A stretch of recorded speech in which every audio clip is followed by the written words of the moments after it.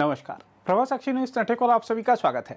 क्या तेलंगाना की राजनीति में कोई बड़ा घटनाक्रम होने वाला है? क्या बीजेपी और विपक्षी भारत राष्ट्र समिति यानी बीआरएस के बीच गठबंधन होने वाला है? यह सवाल हम नहीं बल्कि खुद बीआरएस नेता के चंद्रशेखर राव की बेटी और पार्टी नेता के कविता ने पूछा है।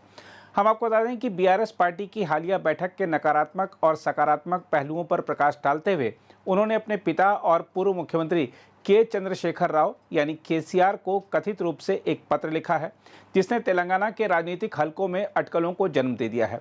इस हस्तलिखित पत्र की प्रामाणिकता की पुष्टि नहीं हो पाई है, लेकिन ना तो कविता के कार्यालय और न ही केसीआर के कार्यालय ने इस पर कोई टिप्पणी की है। कविता ने तेलुगु और अंग्रेजी में लिखे पत्र में कहा, जैसा कि आपने यानी केसीआर ने सिर्फ 2 मिनट बात की, कुछ लोगों ने अटकलें लगानी शुरू कर दी कि भविष्य में बीजेपी के साथ गठबंधन होगा।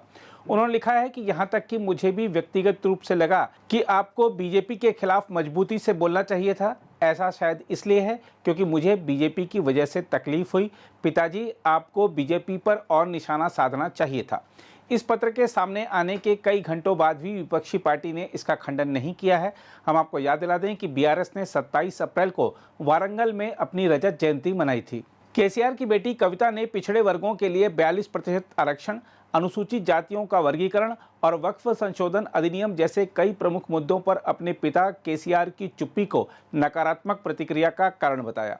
हम आपको बता दें कि बीआरएस की विधान परिषद सदस्य कविता इस पत्र पर टिप्पणी के लिए तत्काल उपलब्ध नहीं थी, क्योंकि वह अपने बेटे के दीक्षांत समारोह में भाग लेने के लिए इस समय अमेरिका में है। पत्र में उन्होंने कहा है कि कांग्रेस सरकार ने जमीनी स्तर पर अपना समर्थन खो दिया है और कुछ बीआरएस कार्यकर्ता अब बीजेपी को एक व्यवहार्य विकल्प के रूप में देखते हैं।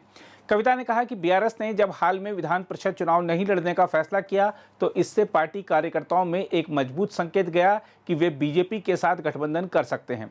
उन्होंने कहा, हर किसी को उम्मीद थी कि आप राजनीतिक परिदृश्य के संबंध में विशिष्ट कार्यक्रम पेश करेंगे या दिशा निर्देश देंगे। कम से कम अब हम 1 या 2 दिन के लिए पूर्ण अधिवेशन आयोजित कर सकते हैं।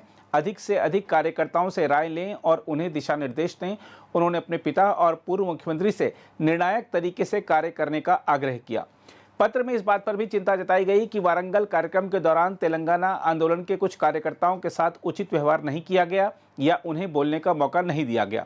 पत्र में उन्होंने ऑपरेशन कगार यानी नक्सलियों के खिलाफ जो अभियान था उस पर अपने पिता के रुख की प्रशंसा की और पहलगाम आतंकवादी हमले के पीड़ितों के लिए मौन रखे जाने की सराहना की। उन्होंने अपने पत्र के अंत में वारंगल बैठक की सफलता के लिए अपने पिता को बधाई भी दी। इस बीच बीआरएस के नेता और विधान परिषद सदस्य श्रवण दासोजू ने कहा है कि उन्हें इस बात पर यकीन नहीं है कि यह पत्र वास्तव में कविता ने लिखा है, और अगर उन्होंने यह लिखा भी है तो भी इसमें हिलाने वाली कोई बात नहीं है, क्योंकि पत्र की विषय वस्तु में प्रतिक्रिया दी गई है। उन्होंने कहा, यह एक बेटी द्वारा अपने पिता को या एक नेता द्वारा सर्वोच्च नेता को दी गई एक बहुत ही सामान्य प्रतिक्रिया है। यह पत्र उन्हें लोगों से मिली प्रतिक्रिया को समेकित करने और उसे आगे बढ़ाने जैसा है।